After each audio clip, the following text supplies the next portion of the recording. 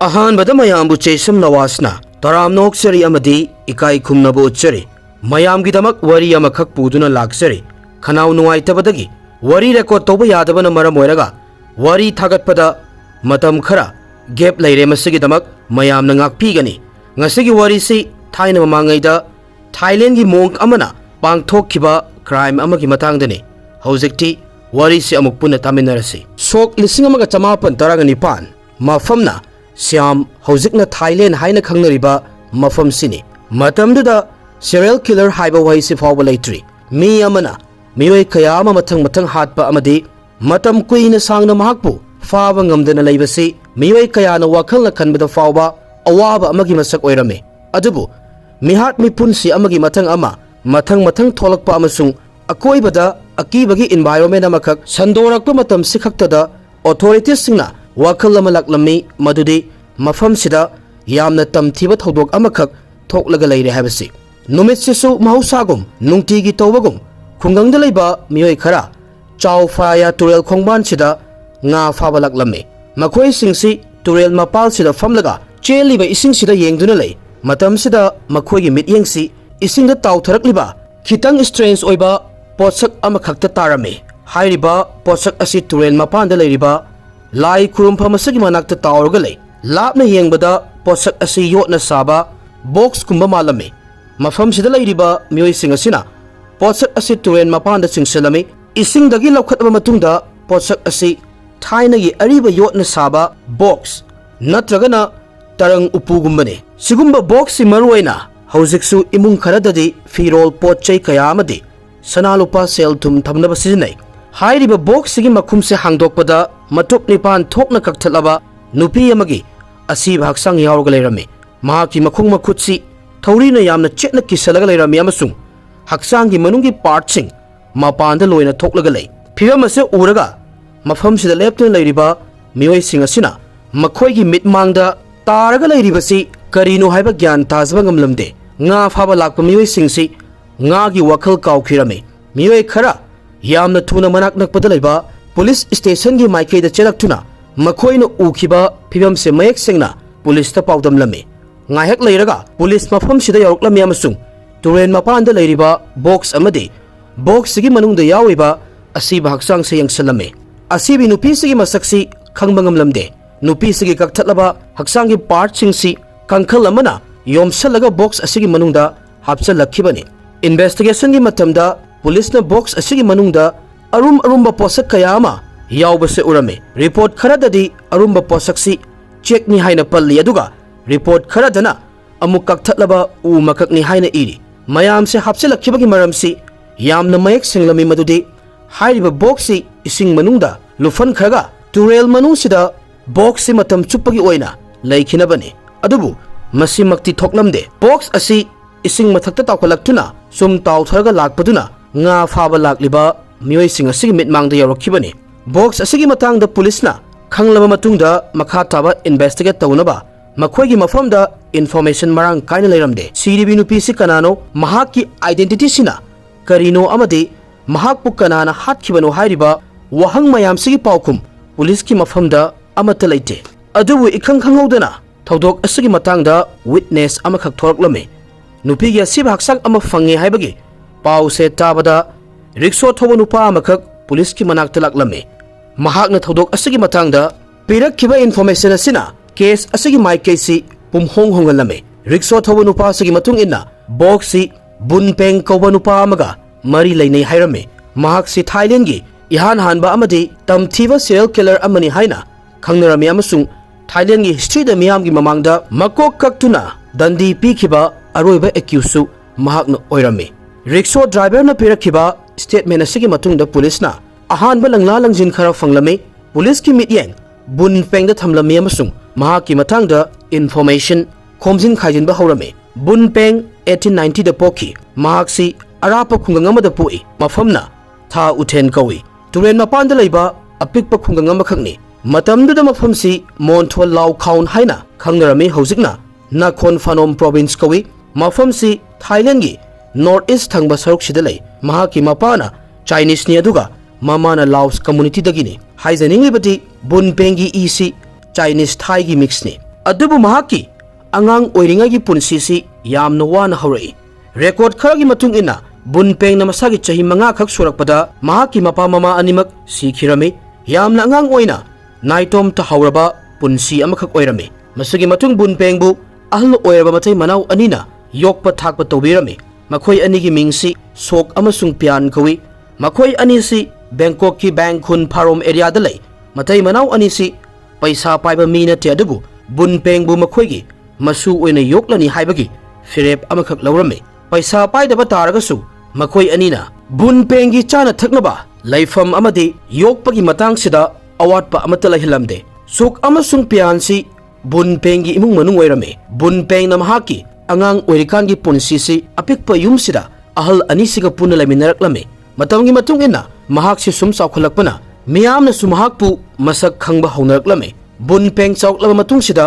yamna attractive oiba masak matau fazaba pakhang amakak oirame mahaki mai thongsi fazaba khak natana bunpengi style wa ngangbagi mong matau mahaki behavior sina mayambu mahaki mai kaida singsenbagum oirame miyamna sumna hainarami madudi bunpengi masaksi uba khaktada nupi kaya amadi pungaw ngawnarame adubu mai thongi fazaba uraga mioi adugi lamchat sajat manungda kari khalli kari tawri haibasi kanana su haiba ngamde asengbada bunpeng si yamna tanba thabak su suningdaba mioi amakhakni sunaba hairagasu suroi haiba mioi amani mahakpu yokpiriba ahal anisigi labukta thabak subada mateng pangnaba haibadasu bunpeng na panglamde mahaki mawongsi ahal anisina yamna nungsina luna tawmonbagi lam henba haibadu oirame nungsi mallasu angang mangi haibaduni bunpengi awatpasi haibaga ahal anisina pibagi mahaksi awaba amata suninglamde subagi hainabisu amata leiramde khungangda leiba mioising angangdagi hauraga ayamba loina thabak suraga hingba ngaktani somdana bunpeng jadu mantra tambarom sida oina thawa yaurame apamba nupi fangnaba hotnaba tavis iba amasung twin portion kauba matang sini mahakna yamna interest leiribasi twin portion hairisi jadugi hidak amakhakni masi sinabana mioi amasi kanagumbi amagi nungsibada pungaw ngawhanba ngamme hu makhalamani bunpengna superstition andabiswasi sinaraga mayamdagi khudong saba lawba pamlame numit ama bunpeng ram khungangi lai khurumpham amagi manakta leiba ahal amaga thengnarame ahal asina bunpengda jadu mantra tawbagi mahisigi matangda yamna fazana takpi tambiba ngammi hairame mikup sidagi bunpeng ahal sigi wafam sida pungaw ngawba haibadu oirame numit khudingi yumdagi tuminna thorokpa haurame maramdi ahal asidagi ahenba jadu mantragi mahisi tamnabagi damaktani matam kharagi matungda bunpengbu yokpiriba ahal oiraba oirabi mapu mabenna bunpengi mong matau behavior da honglakpasi urame yamna toina masa mathanta bunpeng wari watai tawzarga leibadu urami amadi ahal anisina gyan tadaba marol ama murum sonduna leibasu thengnarami mahakna murum solibasi kari hairino haiba ahal anisinadi gyan taramde mamai thangda bunpengna tawribasi karino haiba ahal anisina khangba horoklame wafam se khanglaga ahal anisi akiba amakhak fawrami maramdi karigumba bunpengna jadu mantra tawba sida thawai haksang yawna lukhiba taragade masigi mahai aikhoigi imungdasu phangba yai natragana kanagumba amada sinaraga makhoida awaba piba yai haina ahal anisina khalame akibana maram oiraga mamai thangda ahal anisina bunpeng yumdagi tanthokhtuna chalankhirame bunpengi chatfam mafam amata leitabana Bangkok ki downtown da leiba bang lampu da laklame mafam sida mahakna jadu mantra khak tawbata natana business oina onthoklame mahakna miyamda makhal kayagi posak mayam ama yolami kudam oina hairabada tavis jadu gi hidak amasung jadu mantra ga mari leinaba atopa pochai singni matam khara leiraga masagi chahi kunmuk surakpa swaida bunpeng Bangkok da leiba ariba mandir ama oiriba wat thread khon chanda monk ama oina leirame arap mafam kayadagi mioi kayama laktuna mahaki blessing loba laknarame mahaki piktak tawba khonjel asengba yamna nanba fizol masak matau fazaba sina maram oiraga miyamna mahaki manakta laknaba hawrami adubu mahaki mingchatsi matam sangnari chatlamde handakti mahakna mong ama oibagi identity asiga loinana jadu mantra tawba sisu yawsalame bunpengna mahakpu lachariba mioi singkhak mahaki maikei tamna singsanbata natana icham chamba kamal people singdasu achau achoba wasak sakladuna mahakki manakta kausalame mahakna mayamda nakhoigi punsido honganba ngami awaba kaya lapna chalhankiba ngami amasung kairaba thamoibu amuk hanna ningma thunganba ngami hairame hairiba mayamsi mahakna jadu mantragi matengna tawdoboni hairame tapna tapna mioi kaya ama makhoina thengnariba awaba mayamse puduna mahakki manakta lakpa horame mahakka thengnanabagi damak mayamse line lengba honarame lakliba mayamsi nupina ayamba ngaktani nungsinaba thungnahalu haiduna mioi kaya amasu mahakki manakta laklame mayamsigi marakta paisa paiba imungi nupi kharana kairaba thamoibu themjinba ngami haiba mong ama lei haibagi wari se tarame bun pengna hariba nupi singsi mahakna leiriba mandir sida yamna taramna oklame amasung makhoina thengnariba matamsi ayambana numidangi matamda khaktani mahakpu thajaba kangkunadi bun pengsi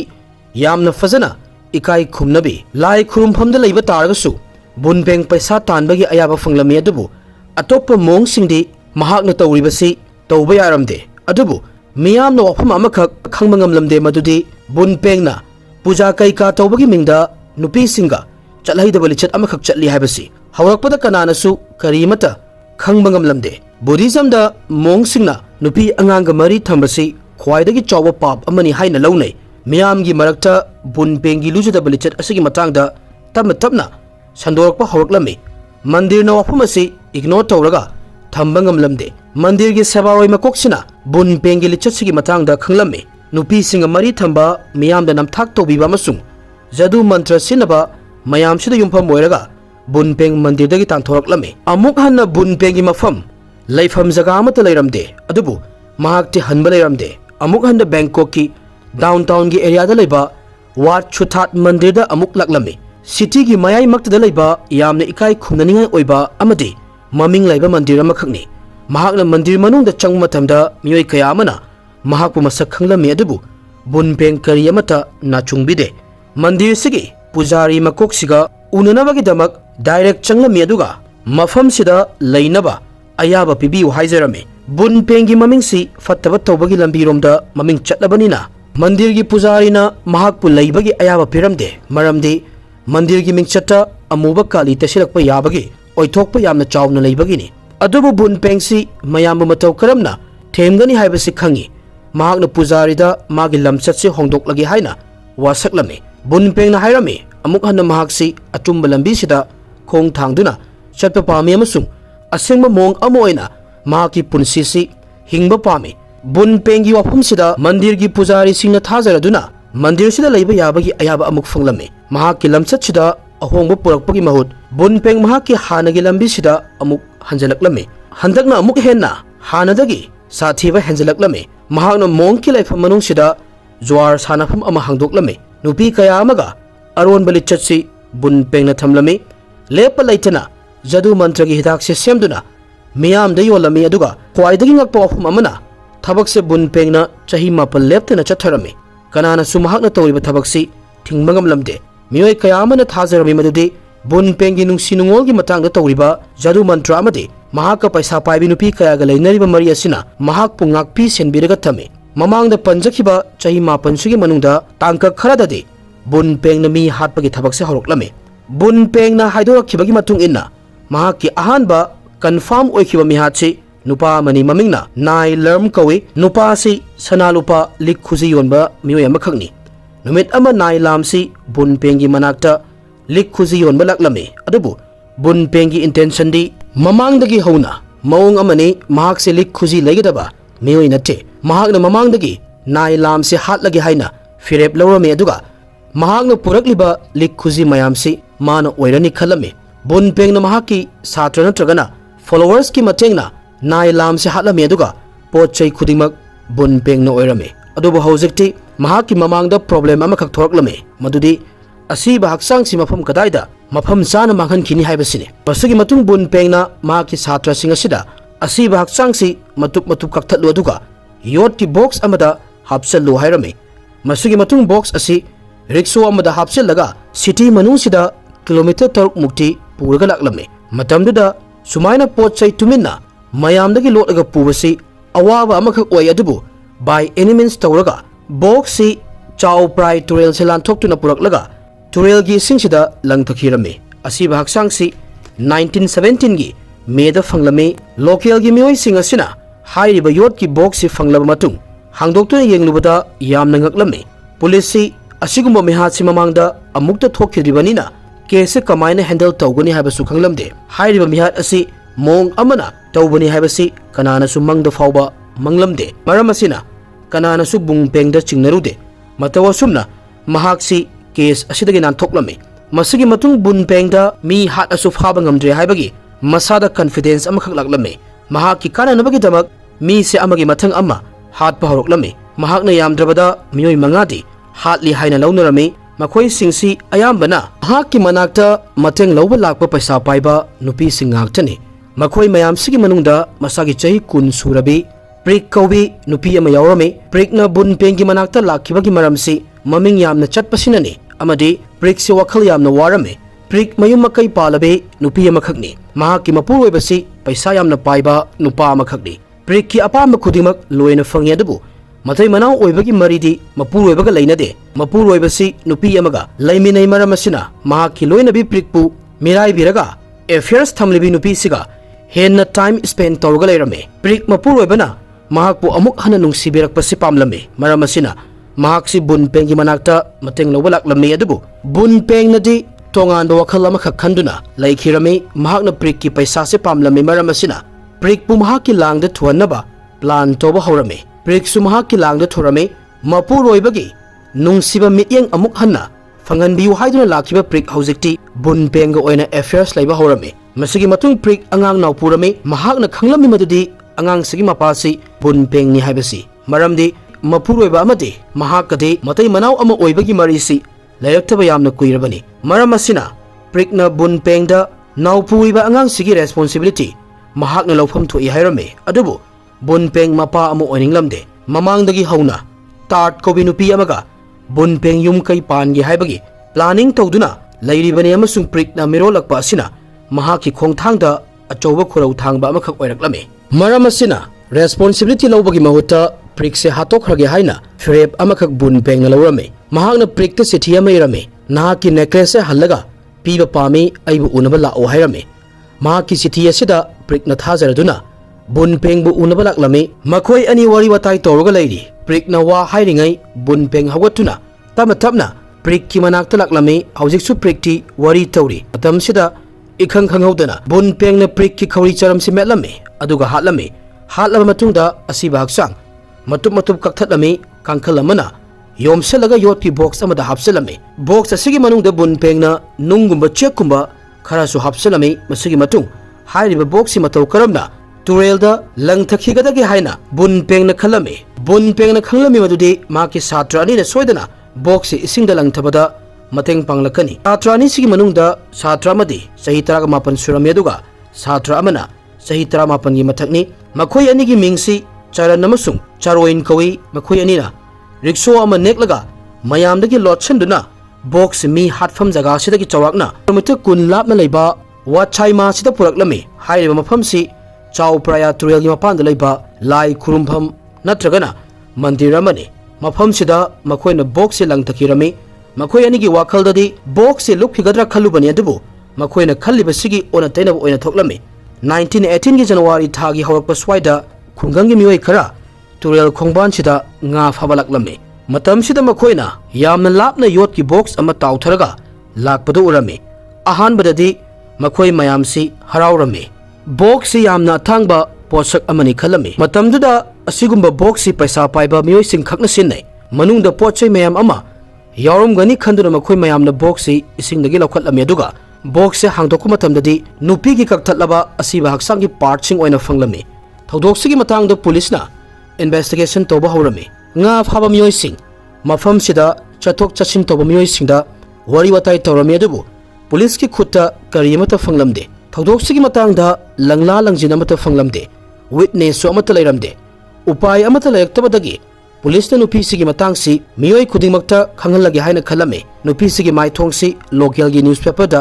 haplame aduga details ta iba yaba singsu irame police ki wakhalda machanupi mangkhiba yawba mama mapana masak khanglagadi yamna fagani khalame yamna thuna nupi ama thoraklame mahakna police station asida laklaba matung asiba haksangsi fazana munna yenglaba matungda nupi se kanna kaplame asiba haksangsi nupi sigi machanupi prik ki oirame mahakna pulista machanupi prik yum thadoktuna chatki kayino haigadi bunpeng na sithi iraga mahakpu kaukibani makhata na mamana bunpeng gi matangda mahakna mamangna suwari takri hairame haiba mong asigi lujadaba matau jadu mantra tauba amadi nupi kayaga mari leinabagi matangdani mamana takhibasi information asi phangbaga पुलिसना बुनपेंग द मिएंग थमलमे अदुबु पुलिसना खुदोंग सादब खरा मायोकनरमे पुलिस की मफमदा एविडेंस अमत लैरमदे मखोयना बुनपेंग द वहंग तौरबसु थौदोक्सिगा महाका मरी अमत लैनदे हायरमे मसिगी मतुंग पुलिसना प्रिक की मिसी असिगा बुनपेंग लिंक लैनबगी मतंगदा अखंग मी यावरगदे पुलिसता पाव पिरकनबा सेबाव थेटलमे ममै थंगदा मियोय अमत थोरकलमे महाकी ममिंग चरण कवि बुनपेंग की सात्रनी महाकना पुलिसता प्रिकी असिबा हक्सांग लंथोकपदा महाकना मतेंग पांगकी हायरमे मसिदा सुनतना पुलिसना चरणदा मखाताना वहंग बहंग तौबदा अतोप्पा लोसुंदुना लैरंबा वरी कया अमसु थोरकलमे महाकी स्टेटमेंट की मतुंग इना मिहात असि बुनपेंगी अहानबा मिहात नते हायरमे वाफम से पुलिसना खंगनिंगदुना लैबा अमखक्सुनी 1918 की जनवरी की तांग 13 दा बुनपेंग लुहोंगदुना लैरिकानसिदा पुलिस लुहोंगफमदा यौरकलमे महाकी लुहोंगबा नुमितसिमक्तदा पुलिसना बुनपेंग बुफारमे मफम सिदा तिलिबा मियामना थोकलिबा थौदोक्सी ज्ञान अमत तारमदे यामना ngakna बुनपेंग पुलिसना फाबसे येंगदुना लै मियामना बुनपेंग फत्तबलि चत्ति खंगलमी अदुबु मखोयना कैदौनुंदा महाकी स्पेशल ओइबा नुमितसिदा फागनी हाइबदि कनाना सुखलुदे अदुबु बुनपेंग की माइथोंगदि यामना शांति ओइना लैरमे मंगोंदा पेंदबगी ममी अमत ताबा उदे हेक येंगबदा मी अमा हाटपा नत्रगना ममा ओइदोबि नुपी अमा हाटखिबसिदा करिसु खंदबगी ममीसी यामना लाइना उरमे जेलदा लैरिकांदा पुलिसना प्रिक की मिहात असिगी मतांगदा पुलिसना हंगलमे अमसुंग ममांगदा मी हाटखिबका यावबरा हाइनासु हंगलमे मतमसिदा महागना मिस्टर नाइसी महागना हाटखि हाइबसि याजरमे मतौसुमना मियोय अनि हाटखिबगी मतांगदा कन्फर्म ओइरमे इन्वेस्टिगेटरना मखाताना खरा मनुंग हंजिना अमुक इन्वेस्टिगेट तौरमे मखोगी वाखलदा अहेनबा मियोय खरसु बुनपेंग न सोइदना हालमगनी हाइना खलमे बुनपेंग बु चेनबा मियोय मंगा मांगखिबगी इन्फॉर्मेशन सो फंगलमे अयामना महाकी नुंगसिबगी लांगद थुरबा नुपी ngakto ओइरमे मिहात खुदिमक चप मानबा पैटर्न सिदा तौरमे अहानबदा मी से हाटने मसगी मतुंग नुमित खनी लैरगा असिबा हक्सांग थुरेलदा ताउथरकपा बॉक्स मनुंग अमदगी फंगने बुनपेंग न मोंग अमु ओइना लैखिबा मंदिर की अकोइबदा लैबा मियोय सिंगना महाकी योट की उपु तरुक लैबा थेंगनखि अदुबु हाइरिबा उपु सिंगसि तमतमना सुम मांगखिरमे अदुबु बुनपेंगना मियोय अनिदगी हेना हाटखिदे हाइरमे महाना हाटखि हाइबगी रेकॉर्ड अमतसु लैतबनिना मियोय अनि हाटखिबगी चार्ज सिखक बुनपेंगदा तौरमे नाय अमसुंग प्रिक बुनपेंगना हाटखि हाइबसिमदि कन्फर्म तौरमे अमसुंग मी हाटपदा मतेंग पांगखिबा महाकी छात्र अनिसि दंडी पीखि हाइबगी रेकॉर्ड अमत फंगदे अदुबु बुनपेंगदी सिबगी दंडी पीखिरमे मसिना हानिंगलिबदि महाकी मकोक्सी मियामगी मांगदा कक्तुना हाटकनी हाइबने बुनपेंग बैंकॉक की बैंक करेवांग सेंट्रल जेल थमे मफम सिदा था खरा महाकी सिबगी नुमित से गाइदुन लैरमे मसिगी मतुंग 1919 की अगस्त की तांग 8 नुमित से लाक्लमे नुमित से की चाकसिना बुनपेंग की अरोइबा चाकलेनी चाक का हवाईगा पिजरमे मोंग अमा ओइरुबगी पूजा तौनबगी अयाबा सुपिरमे जेल की अथॉरिटीज की मतुंग इना बुनपेंग यामने इंगना चिकना अपिकपा खोंजेलदा प्रेयर तौरगा लैखि हाइरमे नकल अमरोमदना महाकपु दंडी पीनबा मफम से सेम सारगा लैरमे मफम से बैंकॉक की एक कमाईदा लैबा लाई खुरुमफम अमगी अहांगबा लमहांगदनी 19 अगस्त के अयुक्ता बुनपेंग बुथौरीना पुनसलगा उगी गाड़ी अमदा बैंकॉक की लंबी सिदा पुदुना लाक्लमे उगी गाड़ी सी सामू अमना चिंगलमे मियोय लिसिंग कया अमना लंबी की मताइदा लेपलमे खरा अमदि लाउरमे खरा अमदि नुंग थाजलक्लमे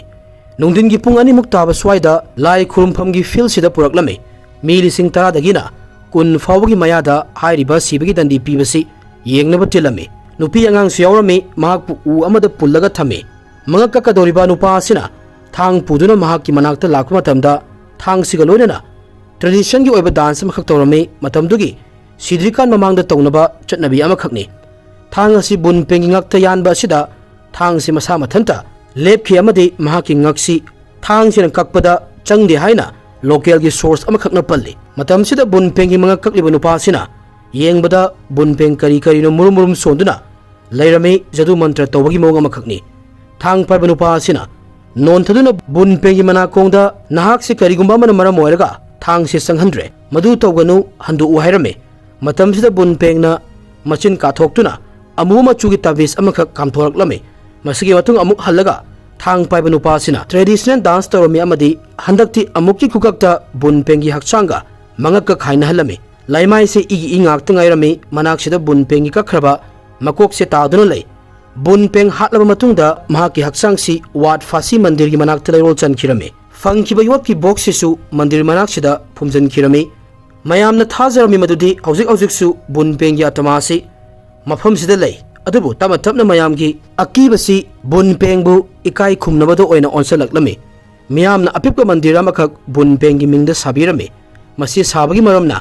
bun peng gi atamana santi oina leinabani amadi thawai mirela sina atoppa mioi singda fatanungda thokhandana bani mioi kharana di mandir si uncle bun peng haina su kawi amasung mioi kharana muk bun peng gi atamana mafam si ngak selaga lei haina khanba su yorame wari se yamna ariba amakak oizaba taraga su ngasi su aikhogi samas asiga mari leinai ngasi su jadu mantra sinabagi chatnabi si leiri masi haijaraga ngasi gi wari si matang sida loisinjarage thank you everyone